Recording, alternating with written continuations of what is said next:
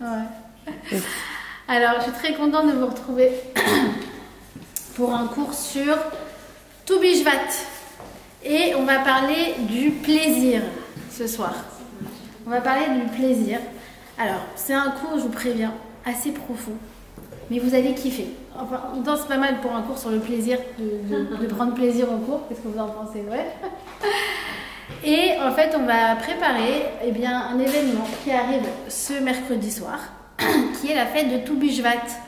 Alors, la fête de Toux Bishvat, on appelle ça la fête des arbres. Pourquoi? Parce qu'en fait, qu'est-ce qu'on va célébrer mercredi soir? On vient célébrer la nature en plein hiver.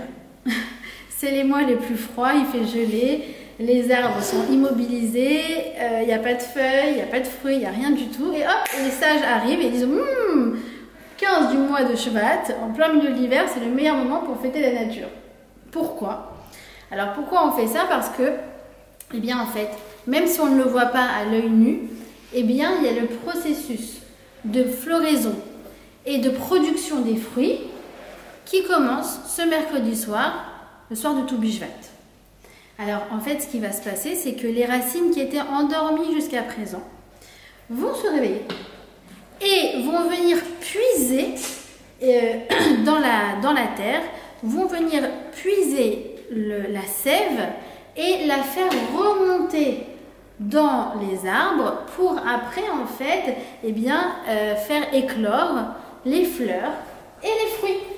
C'est ce qui va se passer à Toux Bishvat. En fait, la nature va reprendre vie mercredi soir. Et donc la coutume, ce qu'on va faire mercredi soir, ça va être de réunir un maximum de fruits, si possible des fruits rares, des fruits exotiques, et de les manger, d'en prendre du plaisir et de faire des brachot dessus, puisque voilà, tu disais que tu aimes faire des brachot, et en fait, mercredi, tu vas être gâté, parce qu'on va faire plein de brachot sur tous les fruits qui se présentent à nous.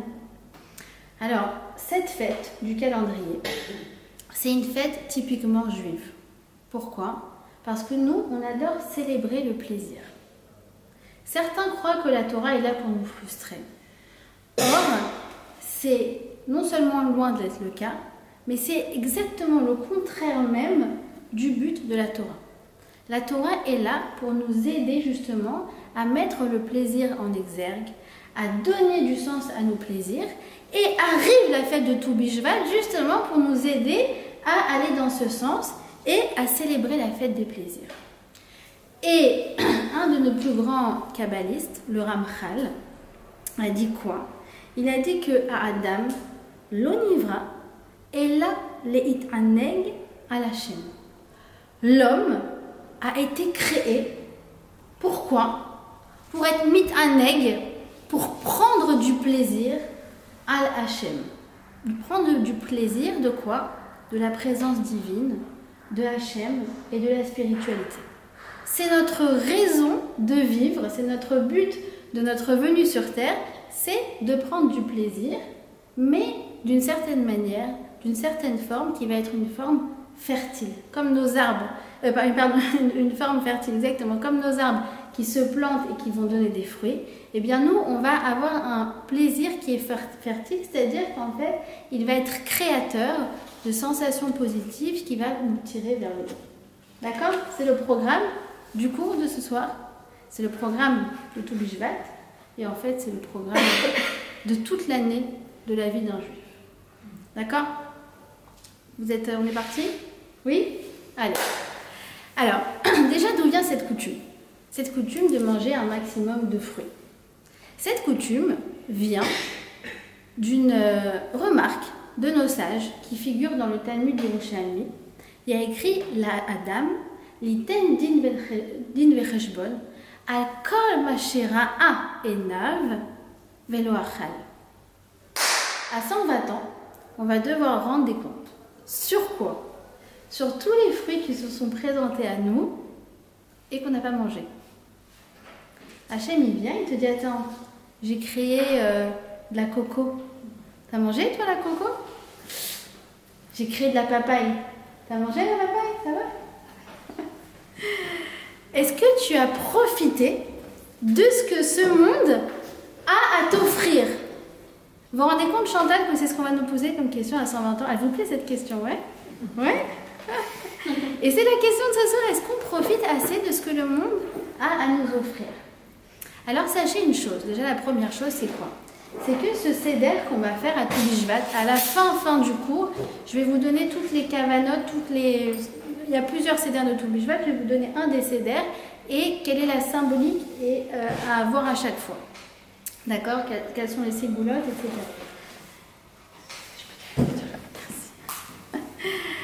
Alors, nos maîtres de la Kabbale nous disent que quoi? Que ce seder de Toubishvat, où nous allons manger tous ces fruits rares et exotiques, eh bien, ont pour but de quoi? Merci. Ont pour but de quoi? Ce seder a pour but de, écoutez bien, réparer la faute de Adam et Ève. Ah bon? On va faire ça, oui. En mangeant des fraises, en mangeant des papayes et du raisin, on va réparer la faute de Adam et Ève, la faute originelle. Pourquoi? Qu'est-ce qui s'est passé? Qu'est-ce qu'ils avaient comme ordre sur terre, Adam et Ève? En fait, ils avaient deux injonctions, une positive et une négative. C'était quoi la première? Tu mangeras de tous les fruits du Gan Eden, tous les fruits des arbres. Première injonction. Deuxième injonction, négative, on la connaît, mais de un seul, l'arbre de la connaissance du bien et du mal, ça tu ne goûteras pas. En fait, eux, ils étaient censés prendre du plaisir dans une certaine partie des arbres, en fait 99% du Gan Eden. Mais ils ont choisi de prendre plaisir dans le 1% qui était interdit. C'est-à-dire que quoi? Ils ont voulu dissocier le plaisir de la volonté d'Hachem. La volonté d'Hachem était pour moi de manger les arbres, de tous ces arbres-là, et non, j'ai décidé de prendre du plaisir ailleurs. C'est-à-dire que quoi? Ils ont en fait dissocié la religion et le plaisir. Et ça, c'est la pire erreur qu'un être humain puisse faire sur Terre. De séparer les deux. Et ce soir, et le soir de Toubishvat, nous sommes là pour réparer la faute de Adam et Ève, c'est-à-dire quoi? Réunir spiritualité et plaisir. Réunir Torah et plaisir.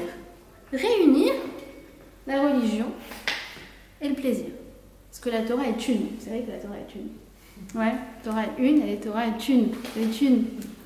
Les Tunisiens, ils ont le culte du kiff, Chantal. D'accord? Donc, elle est une, la Torah.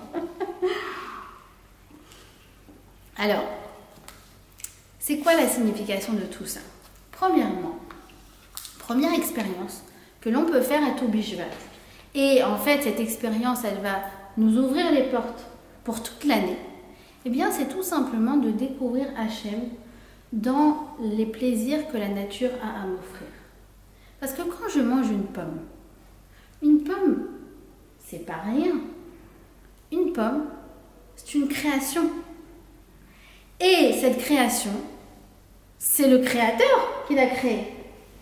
Et il aurait très bien pu décider de me donner à manger tous les nutriments dont j'ai besoin, toutes les vitamines dont j'ai besoin, les fibres, tout ça, avec quelque chose qui est fade, qui n'a pas de goût. Vous imaginez, oui? Il aurait créé en fait une espèce de balle qui ressemblerait à des pommes, hop, tu goûtes, tu as tous les nutriments dont tu as besoin. Mais ça n'a pas de goût. Il aurait pu nous créer une espèce de bouillie un peu comme ça, un peu douce, pas trop de goût non plus, mais c'est bon, dedans, t'as tout ce dont t'as besoin. Non, il a décidé de te créer un dessert qui va te faire kiffer. Un dessert juteux, un dessert sucré, un dessert qui va te procurer du plaisir. Et quand toi, tu vas allier la sensation et le miracle du goût, de l'odeur, de la beauté d'un fruit, associé à tous ces nutriments, tu vas découvrir une chose, c'est tout l'amour que Hachem il a pour toi. À quel point Hachem il est bon et à quel point Hachem il t'aime. Il dit, David Ameller dans les Tehillim, Ta'amu ureu ki tov Hashem. Goûtez et vous verrez à quel point Hashem est bon. Goûtez quoi? Goûtez les fruits, tout simplement. Arrête-toi sur la clémentine et tu vas voir en fait à quel point Hashem il veut te faire plaisir. Et pourquoi moi ce cours il me tient très à cœur et pourquoi je vous blague quand je vous dis que la Torah est une? Parce que moi j'ai reçu une Torah très thune justement, une Torah très tunisienne. Où en fait la principale partie de la Emouna de ma grand-mère c'était à travers la nourriture. Où en fait, alors à chaque fois qu'elle mangeait un fruit, des pistaches, tout ce que tu pouvais, merci Hachem, merci, mais quel kiff, mais quel truc. C'était pas une femme très érudite ou même ni très spirituelle, mais elle avait cette chose extraordinaire qu'elle avait de la reconnaissance, elle avait du plaisir à voir Hachem dans tout ce qu'elle goûtait. D'accord? Donc, ça c'est quelque chose qui m'a été un peu intégré dans mon ADN et c'est quelque chose en fait qui me parle énormément et c'est en fait la base, c'est la base de tout, c'est ce qui va en fait ouvrir les portes de tous les plaisirs que l'on a et de toutes les sensations positives que ça va ouvrir devant nous, parce qu'en fait tout ce que Hachem a créé, il y a marqué Olam Chesed Ibané, la source, l'origine de tout ce que Hachem a créé en fait, c'est le fait de vouloir nous faire plaisir. Et une fois, on raconte comme ça qu'il y avait en Europe de l'Est, il y avait une famine. Il y avait une famine et la plupart des rabbins ont commencé à dire bon bah il va falloir supplier, demander des choses à Hachem. Comment on va faire pour le réveiller? Eh bien, on va faire des jeûnes. On va jeûner et on va le supplier, on va lui dire de nous envoyer de la nourriture. Maintenant, il a dit mais non, pas du tout. Le Rav Baruch de Medjibou, il est arrivé, il n'est pas tunisien pour le coup. Il est arrivé, il a dit alors non, vous allez prendre le peu de nourriture que vous avez, là, les petites miettes, les petits restes, tout ce que vous avez dans les tiroirs, c'est en pleine famine. Vous allez amener tout à la synagogue et ce soir on va célébrer un grand festin avec tout ce que vous avez. Mais comment ça, mais t'es fou? Alors il a dit, regardez, on va montrer à Hachem que nous, on célèbre la vie, que nous, on apprécie la nourriture, que nous, on prend du plaisir à le remercier, à le louanger à travers la nourriture que l'on a.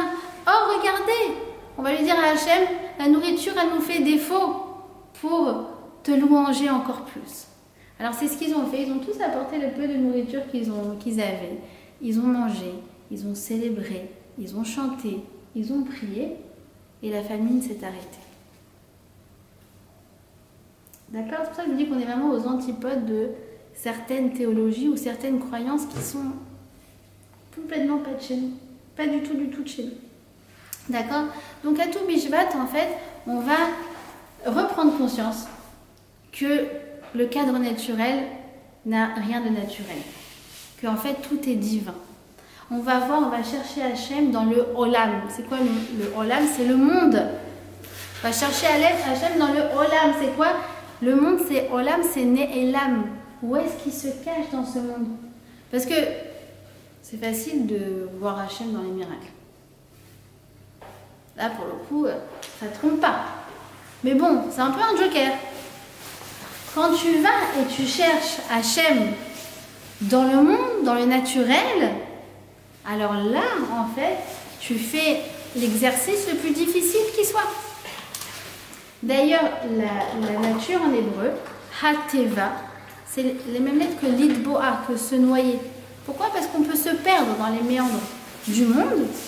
Ou alors Hateva, c'est la même gematria, la même valeur numérique que Elohim, que Hachem. Ou alors tu peux voir Hachem dans la nature. Et c'est ce que dit la Torah, c'est ce que dit Iyov. Il dit Mi psari echaze Eloka. De ma chair, je vais contempler Hachem. Donc, le soir de Tou Bishvat, les arbres nous disaient moi je me réveille, toi aussi réveille-toi. Réveille-toi et prends conscience à quel point le monde il est beau, à quel point Hachem il t'aime. C'est pour ça que le mot prendre plaisir en hébreu, comment on dit ça? On dit leit aneg. Leit aneg, c'est une forme réflexive. C'est comme je me prends plaisir, ça veut rien dire. Pourquoi c'est leit aneg? Parce qu'en fait, ça vient me transformer. Quand je prends plaisir et je comprends que ce qui se cache derrière, c'est Hachem qui a envie de me faire plaisir, bah, ça me transforme complètement. Parce qu'à travers cette pomme, bah, je me connecte au divin. Je me connecte à l'infini. Et je découvre une nouvelle facette de l'amour qu'a Hachem pour moi. Puisqu'en fait, chacun des fruits est une nouvelle facette du plaisir qu'il veut m'apporter, est une nouvelle facette de l'amour qui vient bien me porter. D'accord? Vous avez compris le programme de Toubishvat ou pas? Ça vous branche? Vous m'avez rendormi comme les arbres là. Peut-être mercredi soir vous allez vous réveiller. Vous trouvez? Ah bah écoutez, quand on fait des cueillettes, ils sont pleins de fruits, ils sont beaux ces fruits. Oui, les agrumes, tout à fait, les agrumes. Ce qui est assez extraordinaire, ceci étant dit, encore une des merveilles de la nature et une des merveilles à quel point Hachem il nous aime, c'est qu'en l'occurrence en hiver, c'est la période où on a le plus besoin de vitamine C. Et donc en fait, Hachem a fait en sorte que la saison des agrumes, qui est quand même le fruit qui a le plus besoin d'eau, donc c'est complètement paradoxal. La saison des agrumes, ça sort quand? Ça sort en hiver, au moment où on a le plus besoin. Ils dorment pas. Enfin, ceux qui sont là dans la rue, en ville, ils dorment complètement. D'accord? Donc comme je vous ai dit, c'est une fausse croyance d'imaginer que la Torah est là pour nous frustrer. D'accord?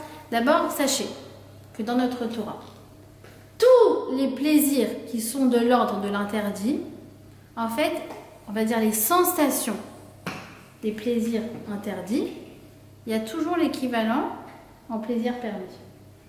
Il y a comme ça un passage de la Gemara, alors j'ai plus la source exactement, mais il y a la femme d'un Tana, d'un grand rave, qui vient le voir et qui lui dit si j'ai envie de cochon, si j'ai envie de goûter du jambon, alors, qu'est-ce que tu me proposes? Ah, on va goûter je crois que c'est la cervelle du shibuta, des poissons. Va goûter la tête, l'intérieur de la tête du poisson, c'est exactement le même goût. Mais en fait, celui qui a goûté la tête du poisson, bah, il a aussi goûté le cochon. Oui, mais ça peut être un non-juif. C'est comme moi, mon beau-frère, vous connaissez peut-être Damiel, oui. Alors il a quelqu'un qui est avec lui, un non-juif, qui va goûter les chocolats et après il réplique en cachère. D'accord? Alors elle continue, elle dit je veux goûter le lait et la viande. Ah, bah, pas de problème, le pied de la vache c'est permis. D'accord? Et ça apparemment a un goût. Et etc., etc. Et toute la liste, on a une longue liste comme ça de choses où elle dit et ça, et ça, et ça. Et absolument tout existe en permis. D'accord? Et ce que j'aimerais voir avec vous, c'est quoi? C'est de croire que Hachem ne veut pas qu'on ait du plaisir dans ce monde. C'est une méconnaissance totale de l'être humain. Pourquoi? Parce que l'être humain, il est bâti autour d'une machine centrale qui s'appelle quoi? Rechercher le plaisir et fuir la souffrance. Jusqu'à preuve du contraire. C'est la chose la plus basique, la chose la plus intuitive, que en fait, ce qui nous procure des sensations positives, bah, on a envie de recommencer. Et ce qui nous procure des sensations négatives, c'est ce dont on a le plus envie de s'éloigner. Vous êtes d'accord avec moi? Même un bébé, tu lui mets du sucre. Moi, c'est ce que j'essaye à chaque fois. Moi, mes bébés, en général, ils n'aiment pas les tétines. Et les tétines, c'est tellement confortable. Alors, j'essaye de faire ce petit truc de leur mettre des trucs sucrés sur la tétine. Bon, ça n'a pas vraiment fonctionné. Mais voilà, pendant quelques minutes, je sais que le sucre, dès le premier jour de la naissance, c'est quelque chose qu'ils savent apprécier. Et c'est quelque chose vers lequel ils vont aller. Et l'être humain, il va forcément vers ce qui lui procure des sensations positives. Donc, si la Torah, en fait, elle cherchait à nous frustrer, ça serait un énorme piège qui, de toute façon, ne fonctionnerait absolument pas. Vous êtes d'accord ou pas? Tout moteur de l'être humain, même l'être humain le plus spirituel, ça reste le plaisir. Le moteur de Baba Saleh, c'est quoi? c'est le plaisir de la Torah. Ils ne cherchent pas la souffrance, ils cherchent le plaisir.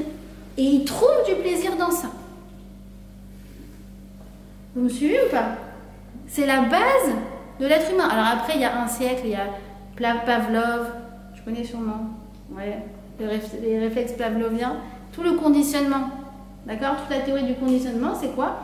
C'est que quand tu associes une action avec une sensation et que tu réitères ça à plusieurs reprises, une sensation positive, ben en fait, tu as envie d'aller vers cette action. Vous connaissez ce principe ou pas? Oui? Je vous donne un exemple. Et le conditionnement, pour le coup, c'est quelque chose que nous, on connaît dans nos écrits depuis des siècles et des siècles et des siècles. Le conditionnement, on connaît ça depuis toujours. Par exemple, je vous donne un exemple. Dans la Torah, c'est écrit qu'une fois, tous les quelques années, tous les 7 ans, à l'époque où on avait un royaume, le royaume de Judée, le roi devait réunir tout le monde, les hakel et ta'am, réunir tout le monde et dire certains passages de la Torah très importants. Or, c'est écrit que quoi? Que les parents devaient amener les bébés, même les nourrissons. Mais qu'est-ce qu'il y a rapport? Pourquoi les nourrissons, ils vont aller écouter ces passages de la Torah? Ils vont rien comprendre de toute façon. Arrive Rachi, qu'est-ce qu'il nous dit? Parce que le bébé va être blotti dans les bras de sa mère. Il va être cajolé. Peut-être qu'il va téter. Et en même temps, il va écouter les paroles de Torah. Et du coup, il va l'associer à une mélodie positive. Et quand 2 ans, 3 ans, 5 ans plus tard, il ira au Beth Midrash et il écoutera cette mélodie de Amar Abaye et du Chumash et de la Torah, il va dire ah, c'est quoi ce qui me procure cette sensation tellement positive? J'ai envie de recommencer. C'est pour ça que Rabbi Eliezer, Rabbi Yehuda, oui c'est ça, Rabbi Yehuda, il y a marqué Ashrei Yoladeto, qu'elle est heureuse, qu'elle est intelligente, sa mère. Pourquoi? Parce qu'en fait, quand il était petit, il était nourrisson, elle allait dans le Beth Midrash et elle écoutait les Chachamim étudier, elle se cachait, elle se mettait dans un coin et elle l'allaitait. Et en fait, lui, pourquoi après il avait une prédisposition naturelle vers l'étude de la Torah? Parce que dès le début, elle a inscrit dans son nefesh une sensation positive. Et c'est comme ça qu'on doit éduquer nos enfants, et c'est comme ça qu'on doit s'éduquer nous-mêmes, à trouver du plaisir dans le spirituel. D'accord? C'est pour ça qu'il y a aussi autre chose qu'on fait, un minag, quand un enfant a 3 ans. Vous savez, on lui coupe les cheveux. Vous avez déjà assisté à une coupe de cheveux d'un enfant de 3 ans? C'est tellement beau, c'est tellement émouvant, c'est tellement joli. Et qu'est-ce qu'on fait? Il y a un minag, une tradition de prendre des lettres, enfin en fait de faire des lettres en gâteau, des gâteaux en forme de lettres, et de mettre du miel dessus ou du chocolat dessus, et de lui faire lire en fait le Aleph Bet sur cet alphabet en chocolat, et de lui faire goûter chaque lettre. Pour qu'il ait en fait cette sensation positive vis-à-vis des lettres de la Torah. Pendant la sacoche? Ouais, ça fait partie de... Il y a plein de petites choses qui sont très mignonnes. Dans la tradition de mon mari, parce que lui, il est tripolitain, donc c'est les traditions des Romains, c'est les mêmes. Alors, qu'est-ce qu'on fait? On coupe les cheveux, on les pèse et on donne l'équivalent en or à la tzedaka. C'est une tradition romaine. Il y a plein de... Alors, on continue. Donc, vous comprenez bien que si le plaisir, c'est le moteur de l'homme, alors où se situe mon choix?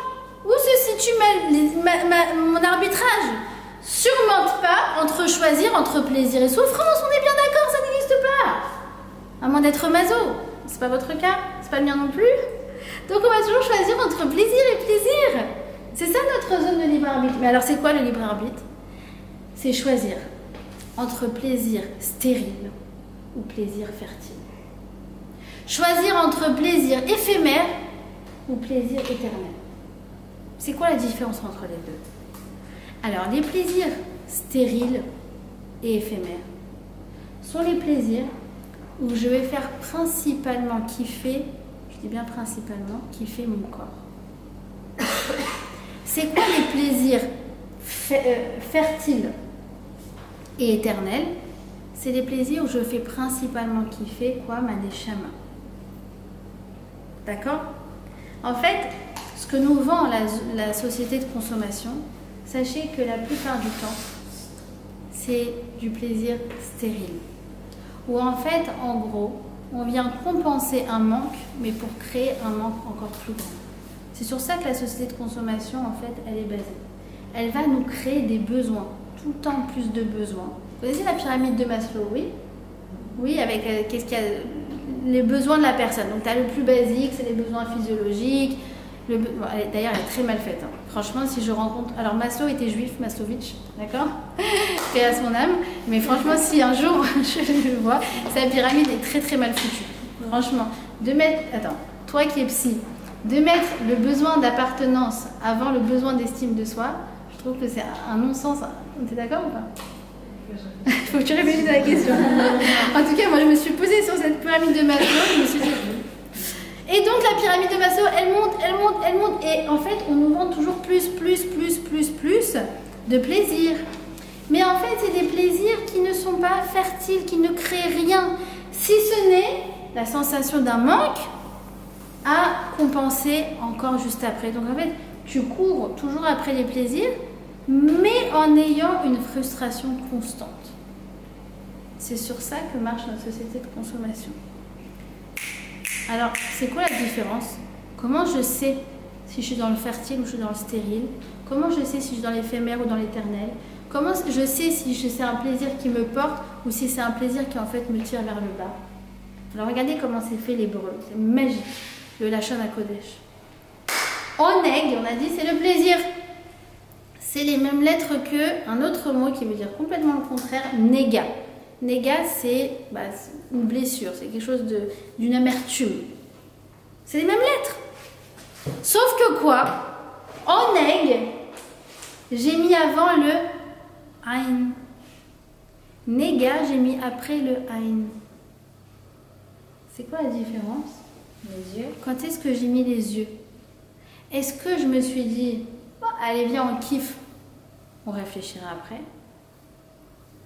Ou alors, est-ce que avant, je me suis posé la question du sens de ce plaisir? Est-ce que je vais à cette salle de sport parce que vraiment je kiffe me dépasser? Ou est-ce que je veux juste amortir mon abonnement? Est-ce que je veux absolument partir en Thaïlande parce que vraiment cette destination elle me plaît? Ou est-ce que c'est parce que j'ai vu des photos sur Instagram de toutes mes copines qui sont parties là-bas et que je suis la seule à pas être partie là-bas? Est-ce que cette robe, je l'achète parce que vraiment je la trouve belle ou parce qu'elle était en solde et franchement, je ne peux pas rater une affaire comme ça, quoi. Mais elle ne te va pas, mais tu l'aimes pas, c'est pas grave. C'est la marque truc et là c'était à 80%, je peux pas. Est-ce que le coca, tu l'aimes parce que tu l'aimes ou est-ce que le coca, tu l'aimes parce qu'on te l'a vendu?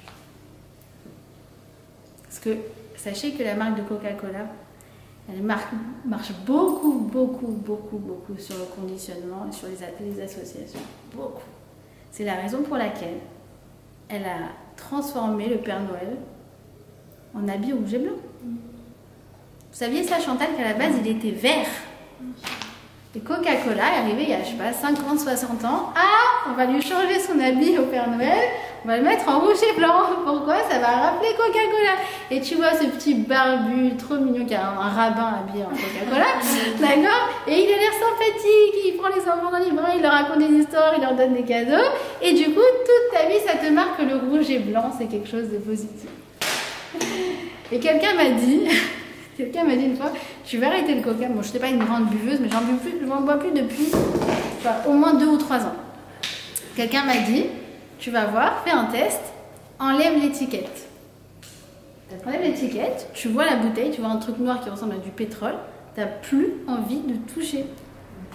Et après, je sais pas, j'en ai pas pris pendant peut-être 1 an, 2 ans comme ça, et maintenant quand j'en prends, je me dis, mais pourquoi on aime ça? Qui aime ça? C'est objectivement pas bon en fait.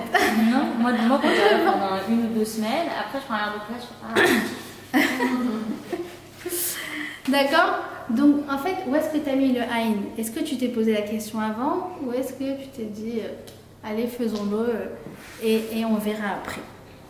D'accord? En fait, ce que nous vend le monde de la consommation, c'est quoi? Vous êtes concentrés ou pas? Ouais? C'est profond comme cours. Je vous ai dit, vous croyez que genre c'était détente, on va parler du plaisir et tout, c'est très très profond. Je vous ai dit, la racine de tout le monde naturel, c'est quoi? C'est le fait que Hachem veut me donner du plaisir. Ce qu'on appelle en hébreu le nitzotz, l'étincelle. C'est ça la racine de toute chose. Maintenant, l'étincelle est toujours entourée de quoi? De ce qu'on appelle la clipa. La clipa, c'est l'écorce. Le monde de la consommation, il me vend l'écorce sans l'intériorité. Et clipa en hébreu, regardez c'est quoi? C'est kal veyafé. Kal veyafé, c'est facile et c'est beau, c'est agréable. C'est dans le superficiel et l'artificiel. Mais ça ne te remplit pas vraiment en fait. D'accord? Alors qu'en fait, on sait bien que c'est pas le confort qui apporte le plaisir, mais c'est l'effort. C'est le kiff de se surpasser. Ben justement, on parle de la salle de sport. C'est quoi le kiff de la salle de sport? C'est qu'il y a un moment là où tu dépasses ta zone de confort. C'est ça, c'est la zone de confort. Ah ben voilà, tu vois. En fait, bon, au début, bon, moi je viens de me remettre au Pilates. Et franchement, pendant 1 heure, ma prof, j'ai envie de la tuer. En plus, la pauvre, elle regarde les cours à chaque fois. Non, Meryl, je t'apprécie beaucoup. Mais pendant 1 heure, j'en peux plus. Et en fait, j'ai remarqué, au bout de 50 minutes, ça y est, là, je commence à kiffer, je commence à prendre du plaisir. Alors, je suis sortie de ma zone de confort. Et c'est un vrai plaisir. C'est le plaisir de se dépasser. Comme par exemple, quand tu te fixes un objectif, tu dis allez, je vais courir, allez, je vais faire 3 tours de parc, allez, je vais faire ceci. Au début, tu kiffes pas. Mais le fait d'avoir été, t'être posé un objectif, de t'être surpassé, c'est extraordinaire. C'est comme réviser un examen.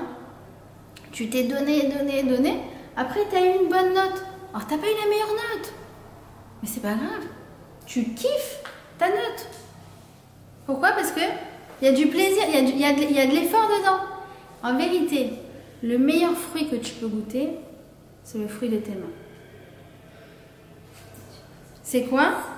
Comme on dit en hébreu, Yagia kapecha ketochal, ashrecha vetovlach. Quand tu vas goûter du fruit de tes mains, tu vas être heureux dans ce monde, heureux dans le monde futur. Je vous ai déjà raconté l'histoire de la Colombienne. Je vous ai déjà raconté cette histoire ou pas? Vous avez ça? Une femme qui a grandi dans une maison. Elle avait, je crois, la maison 4 ou 5 étages en Colombie. Et elle avait une équipe de domestiques à chaque étage. D'accord? Elle n'a jamais rien fait de ses 10 doigts. Et cette femme a décidé de venir en Israël. Et quand elle est arrivée où? Elle est arrivée, la pauvre, à Bnei Brak. Bnei Brak, pas trop ce style-là. Donc elle dit, la chambre qu'on m'a mis à disposition faisait la taille de mon dressing. Et en fait, elle est arrivée chez une famille et elle est arrivée un jeudi. D'accord? Donc jeudi soir arrive, jeudi soir, qu'est-ce qu'on fait? On prépare Shabbat. Et là, la femme qui l'accueille, elle lui dit, bah tiens, voilà des carottes, voilà un économe, à toi de raver, tu connais ou pas? Tu l'as déjà entendu? Est-ce qu'elle intervient pas mal dans des séminaires? Elle raconte, elle dit, la première fois que je touchais une carotte de mes 10 doigts, la première fois que je touchais un économe de mes 10 doigts, je savais pas quoi faire avec. Je dis, bon, c'était une casa, elle a commencé à râper la carotte, elle s'est râpé le vernis avec, voilà. Bref, à la fin, elle a fait une pauvre salade de carottes râpées. Et après, j'ai dit, tu peux l'assaisonner. Elle ne savait pas du tout comment faire. Elle met un peu de citron, un peu de truc, machin. Bon. Elle a été se coucher, heureuse comme jamais. C'était la première fois qu'elle goûtait à l'effort, au fait de créer quelque chose de ses 10 doigts. Elle a dit, hé, la sensation cerise sur le gâteau, c'est le vendredi soir, lorsque les gens ont goûté sa salade, et qu'ils ont goûté et qu'ils ont kiffé sa salade. Ce qu'on appelle le plaisir de faire plaisir. Et là, elle a dit, Achlou mi peri yadai. Ils ont mangé du fruit de mes mains. Et ça a été en fait la plus grande sensation qu'elle a ressentie. Et d'ailleurs, elle a décidé de rester habiter à Bnei-Brak. Donc vous comprenez, il y a une première étape, ce qu'on vient de décrire jusqu'à maintenant. C'est de mettre du spirituel dans le plaisir. De mettre du spirituel dans le plaisir. De prendre quelque chose qui à la base était matériel, quelque chose de, d'accord, touché à la nature, et hop, le transformer, c'est transformer cette expérience culinaire en expérience spirituelle. Oui? Première étape. C'est quoi la deuxième étape? La deuxième étape, ça va être de quoi? De mettre du plaisir dans le spirituel. C'est quoi? C'est prendre toutes les mitzvot que Hachem a mis à mes dispositions et de mettre et de trouver du plaisir dedans. Ce qu'on appelle en hébreu la hana ruchanit, le plaisir spirituel. C'est quoi le plaisir spirituel? Je vais vous donner des exemples. Où est-ce que j'ai écrit? Oh là là, j'ai oublié plein de choses. C'est quoi le plaisir spirituel? C'est le plaisir de se dépasser. C'est le plaisir de s'élever. C'est le plaisir d'aider. Voilà, Rebecca, elle m'a fait un kiff il y a une semaine. Une semaine, je l'ai aidée à déménager. Donc c'était les paquets, les trucs, les machins, descend, monte, tac, tac. Je crois qu'il pleuvait en plus. Voilà. Et après, je lui ai dit merci. J'ai jamais autant kiffé de ma vie de faire plaisir comme ça. Parce qu'en fait, tu te sens utile. Tout d'un coup, ta voiture, tu dis, ah bah, elle a servi à quelque chose aujourd'hui. Moi, je l'ai servi à... Mais non, merci à toi. Tu m'as fait beaucoup plus. Tu m'as rendu beaucoup de service que moi, je t'ai rendu service, sache-le. Et les enfants qui ont aidé au milieu. Et c'était sympa. Non, vraiment, je te jure, j'ai gardé une sensation extraordinaire de ce moment-là. Et en plus, je lui ai dit... je dis à chaque fois dans mes cours, je donne comme exemple, ouais, par exemple, le chesed, c'est aider une copine à déménager. Je dis, mais en fait, à chaque fois, je disais ça, mais je l'avais jamais fait. Et grâce à toi, ça y est, mon exemple, il prend sens, ça y est, j'ai enfin aidé une copine à déménager. D'accord, si vous avez besoin d'un déménagement, c'est bon, je suis là, je prends plaisir. Vraiment, c'était un grand kiff. D'accord, le plaisir d'enseigner, le plaisir d'apprendre. J'espère que vous prenez plaisir ce soir. Le plaisir d'enseigner. C'est là qu'on voit qu'on a vraiment plaisir. Regarde, vraiment, je vous assure, aujourd'hui, je suis en état de fatigue, mais vraiment fatigue extrême. J'arrive, en cours, je ne ressens plus la fatigue. Pourquoi? Parce que quand on a plaisir dans un domaine, on ne ressent plus la fatigue. D'accord? Le plaisir d'aimer, le plaisir d'être aimé, le plaisir de faire plaisir, le plaisir de complimenter. Il dit, Rav Jacobson, tout ce qui tourne autour de ces deux notions qui sont Romemut et Sipuk. Romemut et Sipuk, c'est quoi? Élévation et satisfaction. Tout ça, en fait, c'est ce qu'on appelle du plaisir spirituel. Le plaisir d'être en contact, le plaisir de donner, le plaisir de faire plaisir, le plaisir d'enseigner. Toutes ces choses-là, en fait, c'est là vers ce vers quoi, en fait, on doit se tourner. Et pourquoi c'est des plaisirs qui sont fertiles? Parce qu'en fait, ils sont créateurs. Créateur de sensations positives qui me donnent envie de quoi? De recommencer. Ok? Alors, je ne sais plus du tout où j'en suis dans mes notes, mais c'est pas grave. Je suis partie, j'ai dérivé dans plein de choses. En tout cas, tout ça, on avait dit quoi? Donc ça, c'était la première étape. Maintenant, la deuxième étape, c'est quoi? C'est de mettre du plaisir dans le spirituel. Ça veut dire prendre toutes nos mitzvot et en fait, essayer de leur associer des sensations positives au maximum. C'est comme ça qu'on doit éduquer nos enfants et c'est comme ça qu'on doit s'éduquer. Je vous donne un exemple. Il dit à Rav Jacobson, il dit, j'ai constaté que parmi les jeunes qui parfois quittent le chemin de la Torah, alors, en général, les raisons pour lesquelles ils quittent le chemin de la Torah, c'est parce que toutes les mitzvot, en fait, ont été amenées de manière désagréable. Et c'est en fait cette association qui leur donne envie de s'éloigner le plus possible de tout ce qui est en rapport avec la Torah. C'est jamais les valeurs qui remettent en question, mais c'est en fait la manière dont elles ont été mal amenées qui ont fait que aujourd'hui c'est la chose dont ils veulent le plus s'éloigner. D'accord?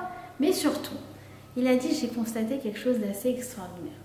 C'est que dans ces jeunes qui malheureusement quittent le chemin de la Torah, Bezrat Hashem, pourrait revenir de plus belle quelques années plus tard, Bezrat Hashem, eh bien, il y a une mitzvah qu'en général ils ne veulent pas lâcher, ou alors c'est vraiment la dernière qu'ils vont lâcher. Il a dit c'est laquelle? C'est la mitzvah de Tefillin. Pourquoi? Comment c'est amené la mitzvah de Tefillin? C'est la bar mitzvah? C'est le kiff? Tu montes à la Torah, tout le monde t'applaudit, t'as le photographe, t'as toute la famille qui est là, t'as la fête, t'as le truc, t'as la pièce montée, t'es le star, t'es le héros. Donc cette mitzvah, elle est toujours amenée avec des sensations positives. Donc c'est la dernière qui veut lâcher. C'est pas extraordinaire comme constat? Il dit en fait tout on doit l'amener de manière positive.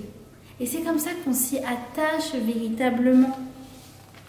Alors il donne plein d'exemples comme ça. Il raconte une fois, il a été dans une famille d'un gadol, un grand rave. Il venait pour poser une question. Il arrive et la rabbinite le fait patienter. Rav Jacobson dit on a un petit événement avant, alors vous patientez. Et il entend des youyou, c'est des ashkénazes. Mais c'est quoi l'équivalent des youyou, c'est des ashkénazes, dis-moi? Blanc. Grosse ambiance en tout cas, un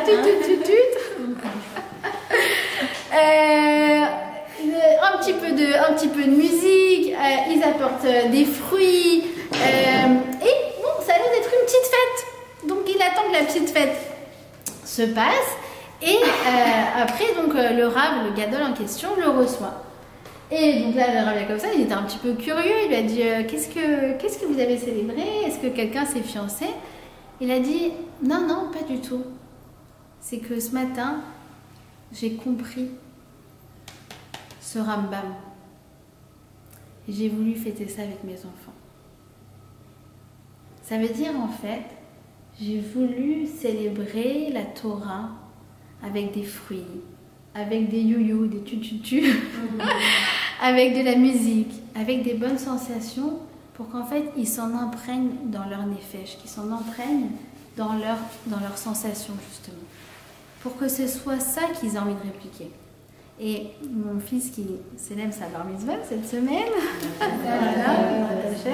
donc c'était aujourd'hui le vrai anniversaire, donc on a été voir quelques donim, justement quelques grands rabbanim, et alors mon mari il a demandé qu'est-ce qu'il va faire qu'il va rester dans la Torah, mon fils? Alors ils ont tous répondu à la même question. C'est les aneg Torah, les ehov et Torah, de prendre du plaisir, d'aimer, que ce soit amené de manière positive. Et c'est en fait que comme ça que ça va perdurer, que comme ça que on aura envie d'avancer toujours plus loin dans cette Torah. Et toutes les valeurs doivent être amenées comme ça. Par exemple, la tzniut. Moi, il y a un discours qui, excusez-moi, me fait me hérisse le poil, c'est comme ça qu'on dit. C'est quand j'entends rajoute encore des centimètres. C'est vrai, tu vas souffrir, transpirer, avoir chaud, mais tu auras la félicité dans le monde futur. Non, ça c'est pas moi, excusez-moi. Et excusez-moi, mais c'est un discours qui n'est pas de chez nous. Parce que de dire qu'on va souffrir dans ce monde pour mériter le monde futur, c'est une autre religion. Regardez qu'est-ce qu'il dit le Rav Eliaou Lopian. C'est fondamental. Il faut juste que je le retrouve. J'ai mes notes dans tous les sens. Ah, c'est bon, je l'ai. Il ne faut jamais se dire, il est vrai que si je sers l'Éternel dans ce monde et je respecte la Torah, je vais souffrir et je ne serai pas heureux. Mais ça vaut le coup de se sacrifier dans ce monde-ci pour être heureuse dans le monde futur. Impossible. Impossible. Encore une fois, c'est oublier que le moteur de l'homme, c'est le plaisir. Ça marche pas. Donc moi, ce genre de discours, personnellement, ça me rebute plus qu'autre chose. Et je pense vraiment que si ces certaines, ça fait un coup de boost, ça ne tiendra pas longtemps. Pourquoi? Parce que tu dois développer du plaisir à t'habiller dans la tzniut. C'est quoi développer du plaisir à t'habiller dans la tzniut? C'est te regarder le matin et te dire « Je suis belle. Je ressemble à une princesse. Je suis habillée selon les codes vestimentaires du Boré Olam, du créateur de ce monde. Je suis habillée. Allez voir le code vestimentaire justement de la reine d'Angleterre, de la famille royale. De la famille royale. Jupe, jusqu'au coude, jusqu'au genou, élégance, sobriété, classe. C'est nous. Chapeau aussi. Bah, tu vois, chapeau. Bravo à elle. Chapeau. Non, un chapeau, genre pour pouvoir. Oui, j'ai compris, c'était un jeu de mots. D'accord? Donc, tu te dis quoi à ce moment-là? Tu te dis, c'est génial. Je m'habille selon la mode du créateur. Et non pas selon les créateurs de mode. Tu la noteras, celle-là. D'accord? Donc, cette fête de Tou Bishvat, elle est extraordinaire. Pourquoi? Parce qu'elle me dit, arrête. Arrête tout. Arrête cette course effrénée dans le monde de la consommation et profite des choses simples. Profite des choses naturelles. Profite des choses basiques. Pourquoi les choses naturelles, elles ont quelque chose de très puissant? Parce qu'en fait, plus on est dans le naturel, et plus on est proche de la nature, et plus on est proche de la source divine qui a créé cette chose-là. Et donc on va sentir des choses très très puissantes. Elle nous dit quoi? Elle nous dit, regarde le ciel, profite, dis-toi cette clémentine-là. Vous vous rendez compte cette création exceptionnelle qu'est la clémentine? Parce que la clémentine, c'est quoi? C'est quand même du jus. Ouais, imagine que la clémentine soit faite comme une pomme, genre tu la prends, ça t'explose à la figure. Non, Hachem, il a créé des petits quartiers qui sont étanches. Et dans les quartiers, il a créé la pulpe. Ce qu'on appelle en hébreu les bakboukim. C'est des mini bouteilles d'orangina. C'est comme on a été conditionné. Mini bouteilles d'orangina dans la clémentine. Et tu t'arrêtes.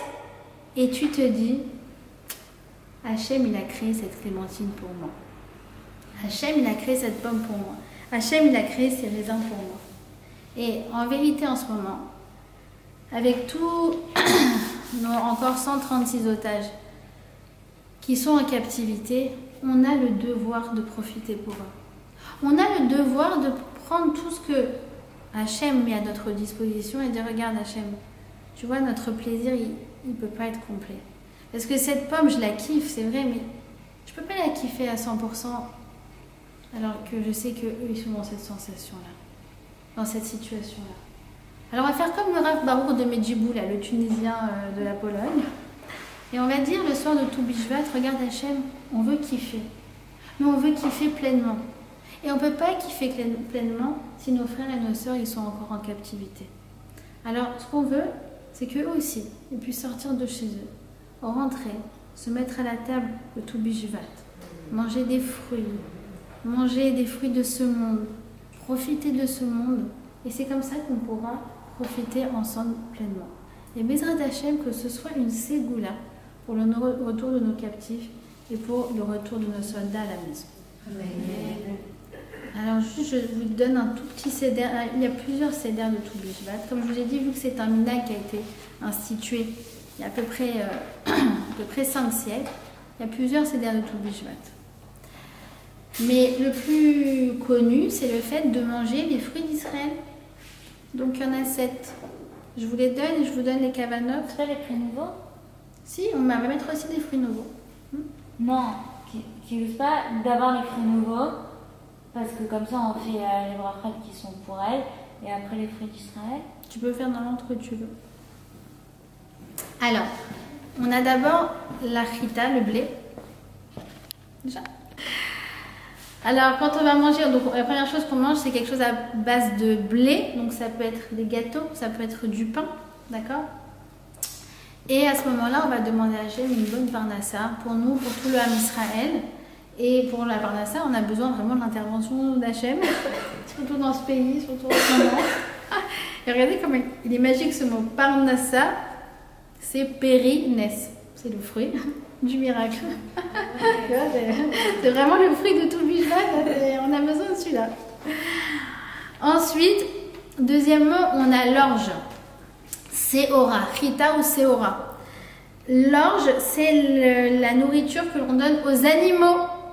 C'est pour renforcer notre santé, pour renforcer toute la partie physiologique, d'accord? Donc avec l'orge, donc ça peut être des granolas par exemple. Qu'est-ce qu'il y a d'autre à la base d'orge? La bière, tout à fait.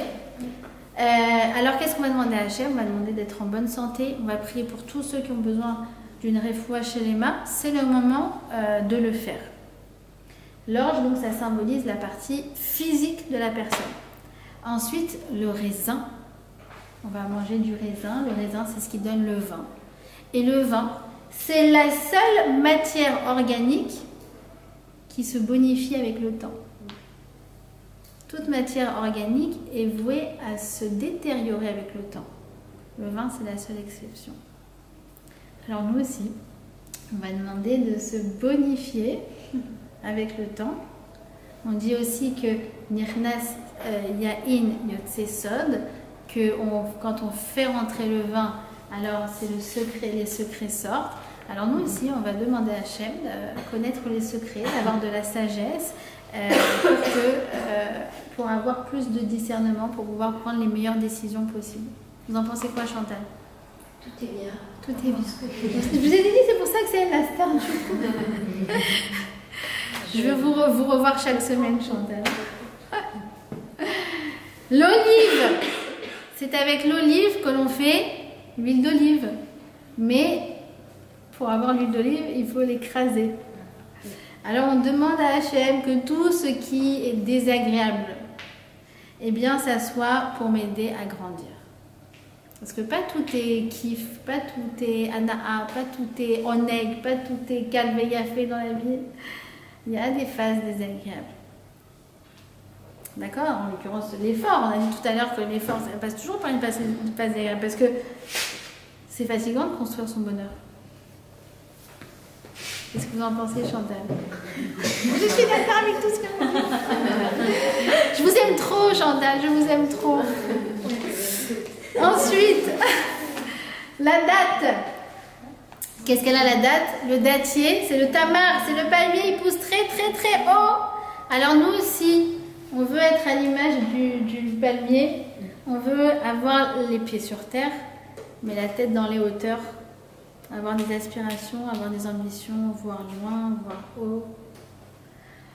Et enfin, on a la figue et la grenade, qui se caractérisent par quoi? Par le fait d'être riches. Ils ont plein de grains, ils ont plein de fruits, comme ce qu'on fait d'ailleurs à Rosh Hashanah. On mange la grenade parce que, dire à Mimeir, parce que les Juifs ils sont pleins de mitzvot et de bonnes choses, comme la grenade elle est remplie.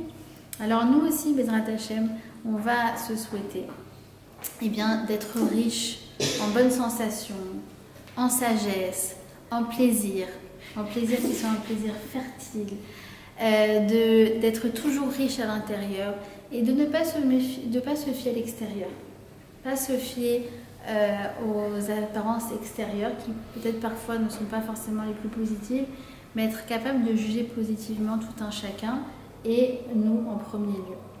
Et voilà, que ce Seder de Toubishvat nous accompagne, qu'il nous donne des bonnes sensations, qu'il nous donne des bonnes kavanotes, des bonnes intentions, qu'il nous accompagne pour toute l'année. Comme je vous ai dit, c'est une grande ségoula, ce moment de mercredi soir. On répare la faute originelle, alors que Bezrat Hashem, par ce mérite-là, si Dieu veut, on voit très rapidement des miracles et qu'on puisse fêter tout Bishvat, Bezrat Hashem, avec le retour de nos captifs. Amen et Amen.